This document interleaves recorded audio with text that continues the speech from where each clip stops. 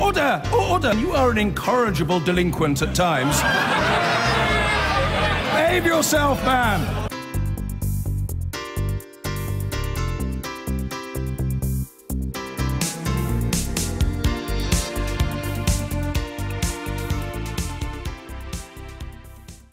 Well, Theresa May's failure to win a majority after a disastrous election campaign has left her critics returning to the famous phrase once used by Norman Lamont to describe John Major: in office, but not in power. Short of MPs and shorn of her closest advisers, she now faces a disgruntled party and emboldened opposition, the start of Brexit negotiations, and, as we've been saying, claims that she's mishandled a national crisis. When Theresa May finally visited residents at the scene of the Grenfell Tower fire, she was jeered by some residents who called her a coward. Many questions have been raised, of course, about successive governments' approach to fire regulation, as well as the speed and scale of the official response to the disaster. This crisis comes at a time when the Prime Minister is still trying to construct a Commons majority by securing the support of the 10 MPs of Northern Ireland's Democratic Unionist Party. The DUP is demanding more funding for Northern Ireland and is thought to want a series of Conservative manifesto promises dropped. This means that Wednesday's Queen's speech, when the government sets out its plans for the year, will, in the words of one minister, be pruned. Controversial plans like reversing the ban on opening new grammar schools, ending free lunches at English primary schools, and the scheme designed to reform social care funding are all likely to be scaled down or dropped altogether. The government has scrapped next year's Queen's speech and is planning a rare 2-year parliament to give more time for MPs to debate Brexit, it says, but its critics say the government's running scared. Because, of course, what hangs over everything the government now does is the small matter of negotiating our way out of the European Union. Talks start in Brussels tomorrow. I'm joined now by the newly appointed leader of the House of Commons, Andrea Leadsom. Morning, and thanks for coming on the Sunday Politics. At that election, seems a lifetime ago now, doesn't it? The Conservative Party promised strong and stable leadership. It's not unreasonable to say you don't look strong, you don't look stable, and there's not a lot of leadership, is there? Well, you know, the last couple of weeks have been extremely devastating, and I think, you know, the real focus for government over the last week since that awful tragedy at Grenfell Tower has been trying to ensure that everything is being done for the victims.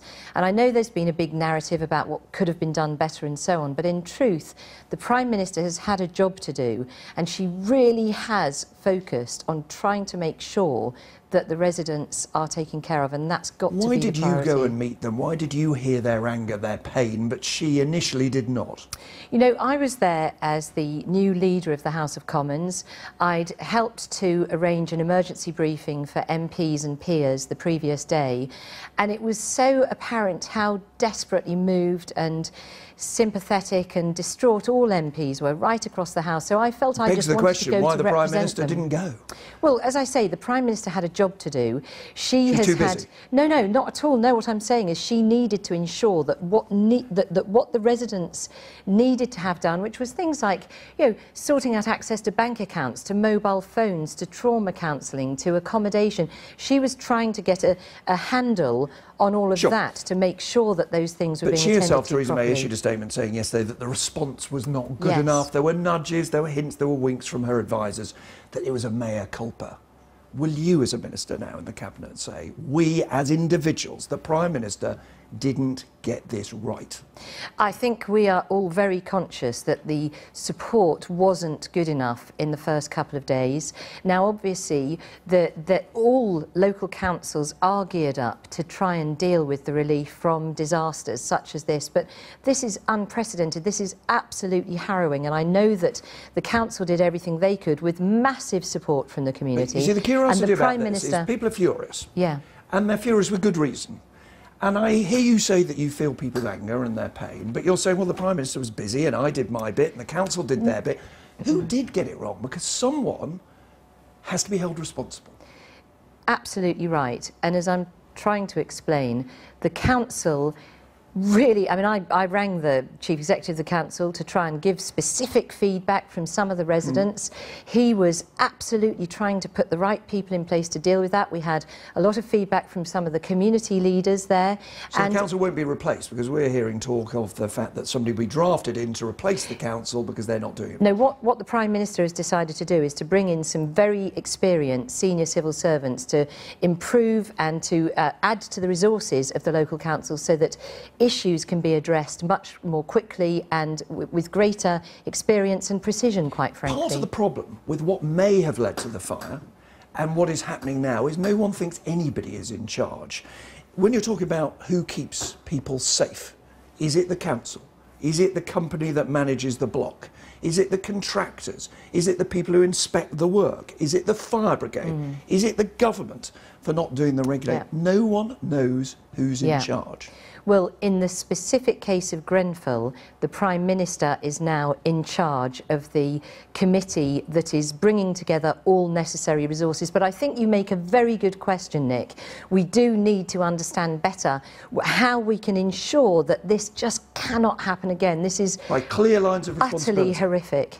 Absolutely, yes. All those lessons need to be learnt. But there's two, if I may, there's two aspects to this. There's the dealing with the very real, very pressing, urgent needs of those poor, absolutely horrified, traumatised victims. And then there's this much bigger question about who should be in charge, where does the buck stop, who should be in control. And I think they're two separate issues. And when you hear the rage, and it is rage, yeah. Can I ask you just a personal question? You saw it for yourself. Is there any part of you that has a sense of shame as a representative politician? Yes, of course, of course. I mean, you know, we all think, what should we have done, could we have done? You know, it's just unbearable. You know, this cannot happen in the 21st century, and yet it has. Now, as I said, if it weren't for this would still be a huge week in politics. We have the Queen's speech coming, a new Parliament. You're now, having just been appointed Leader of the Commons, in charge of government business. Why have you already, almost your first act as Leader of the Commons, scrapped the next Queen's speech, next year's, to make sure, and this is very, very unusual, that Parliament lasts 2 years, not one? Well, it's not unusual. It happened in 2005 and in 2010. It's actually... It didn't happen in the war, and it's not happened in other crises. Yes, but it's not so much crises as the weight of legislation. There's a lot of legislation to be gone through, and we're leaving the EU at the end of March 2019, and so having a 2-year period in which to bring together Parliament and government to really make progress with legislation that's essential to making a real success of Brexit. There are some big advantages. It's all a bit technical, but as you all know, Nick, select committees don't have to ditch inquiries, bills don't have to be carried forward, there will be more parliamentary time for scrutiny. Well, the other big advantage Parliament is this, isn't it? Which is essential. you don't have to risk another Queen's speech, which you might lose. In other words, having 2 years makes it just a little bit easier for the government to survive than it might otherwise be. Yeah, I want to be really clear here. That is absolutely not any reason for doing this. There are plenty of opportunities if you want to, you know, speculate on problems for the government. The point about this 2-year Parliament is that it enables us to get the work of leaving the EU done, but at the same time we have a big social domestic legislative programme to really try and tackle some of the issues of inequality, some of the issues of lack of opportunity, and we really want to have a good run at that at this difficult time to absolutely make the most of it. You've yet to unveil the deal with the DUP. I assume we'll see that tomorrow. When we do, how much of the Conservative manifesto will have to be junked? Well, you know, there have been lengthy conversations now with the DUP, and we share a number of interests in common: strengthening the union, ensuring that we make a big success of Brexit, ensuring that there's no hard border between the Republic of Ireland and Northern Ireland. They say that they will brace, to quote, against hard austerity. So in other words, just for clarity, some of the tough things that you said you do in your manifesto, scrapping school meals, school lunches in England, for example, changing the social care system, ending the winter fuel allowance for some people, those are going to go, aren't they? Well, you know, we need to wait and see what's in the Queen's speech. We don't ever talk about it in advance. As you know, the Queen will make those announcements on Wednesday. Are you preparing people for the fact that inevitably, that's just the nature of this election result, some of the things you said in your manifesto, they have to go? Well, you know, The issue is that we have an enormous job to do to make a success of Brexit, and we have huge ambitions for a social, domestic, legislative programme that will really improve life opportunities and reduce inequalities in this nation. Is that, forgive me, a long-winded way of saying yes, you will prioritise those things, but junk others? We will prioritise those Understood. things. Now, one of the biggest, as you said, is Brexit. You went to the country, and Theresa May went to the country asking for a Brexit mandate, and you didn't get one. The country didn't give you a majority. As one of the leading campaigners for Leave, does that make you conclude something now has to change? Or do you say, no, we had the referendum, that's it, we just plough on? So over 80% of people voted for parties who stood on manifestos of leaving the EU. So I don't recognise what you say, that we don't have a mandate for Brexit. We absolutely do, at the referendum last year and also the results of the general election. As I say, over 80% of people voting for parties that will respect the result of the referendum. Just to give you one example, we had on the television this morning Keir Starmer of the Labour Party saying that he wanted to stay in the customs union. In other words, yes, you may have a majority for the headlines, but the detail, what people occasionally irritatingly call, and I'm not going to, hard or soft Brexit, the detail there is no majority for, no agreement on. And what I'm really asking you is whether you will now have to reach out to find that sort of agreement. So in my new job as Leader of the House of Commons, it will absolutely be important to listen to all members right across the House, but I do think that it is extremely clear in leaving the EU, we will be taking back control of our laws, of our borders, of our money, and that does mean leaving the single market. It does mean giving up on free movement. It means taking back those laws, putting them into UK law and being able to change them. Now, all of just those to be clear, things will be consulted upon. Forgive me, they'll be consulted upon. If it takes time, in other words, if that is the agreed end objective, but it takes some time, and the Chancellor says, you know what, we need 2 or 3 years for business to be clear, for there to not be any so-called cliff edges. Do you as a Leaver say, providing the end destination is the one I want, you can have the time if it takes longer than I hoped?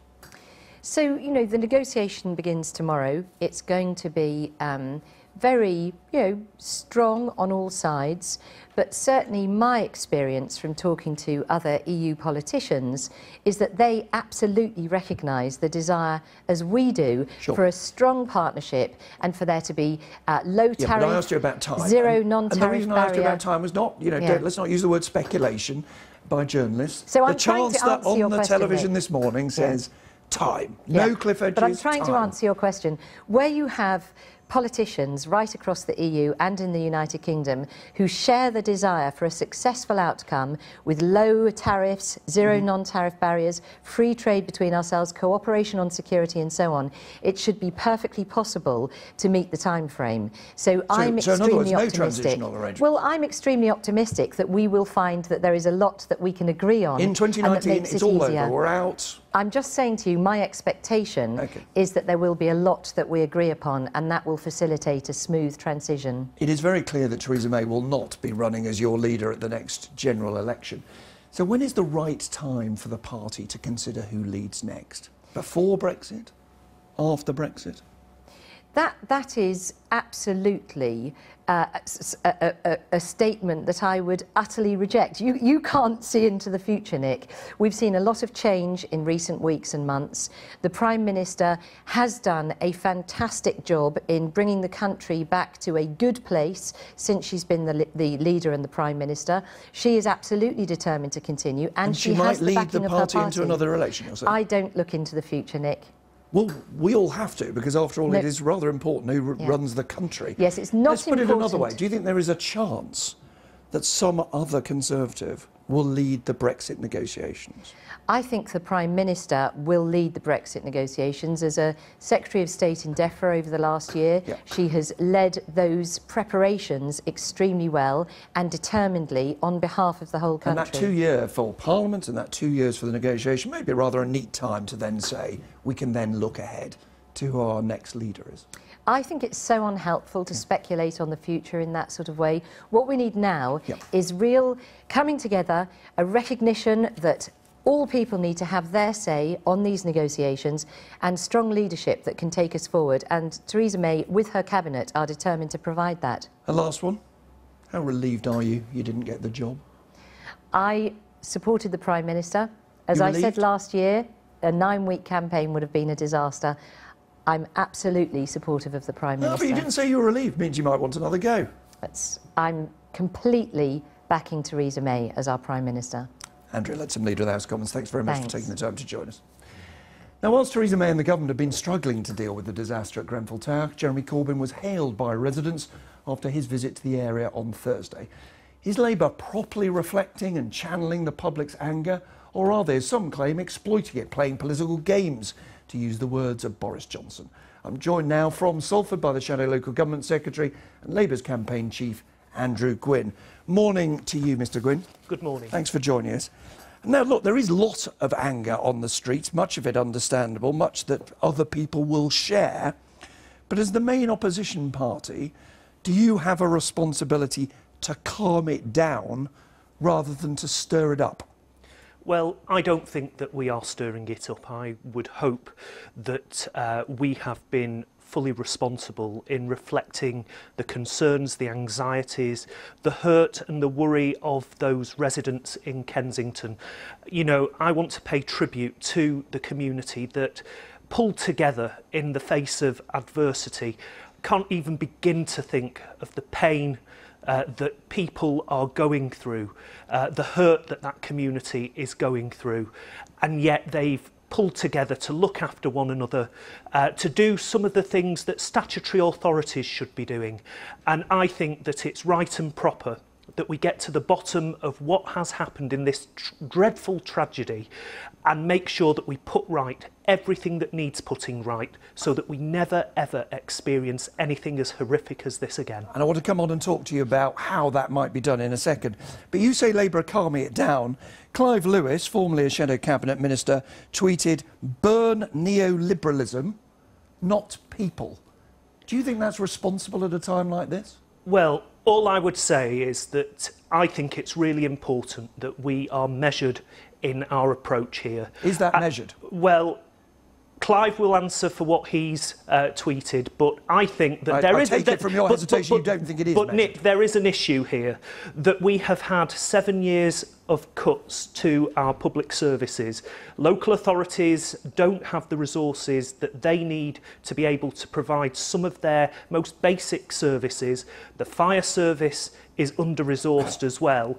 And there are issues, this probably isn't the time to go into them, but there are issues that need to be resolved about how we make sure that health and safety regulation isn't seen as a burden on business, isn't seen as unnecessary red tape. It's about saving lives and protecting people. But your implication there, almost your statement, is that austerity was the reason for the fire. Now, it may turn out to be true, and there are certainly plenty of people believe it.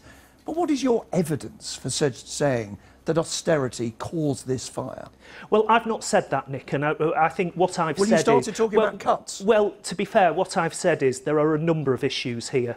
Health and safety regulation is one, building regulations are another. The role of government is important in this. How local authorities are able to fund and resource civil contingencies and emergency planning. Sure, but your leader said if you cut local authority expenditure, the price is paid somehow. The implication was absolutely clear that the cuts lead to the fire. And yet it could be, I just put the point to you, it could be that this was bad regulation.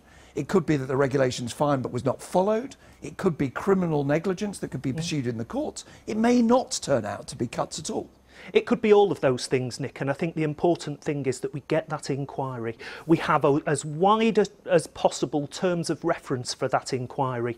We ensure that those residents, the victims, the survivors and the local community have a full voice in that inquiry, and we make sure that the actions that are required, both that we already know from previous incidents, but also the recommendations that come out of this inquiry are acted upon. Now, we can't ever have a situation again where we have recommendations from previous reports that have not been acted on by government or by local government. Now, there's been a focus of criticism of the Kensington Council, Kensington Chelsea, obviously run by the Tories, very wealthy area.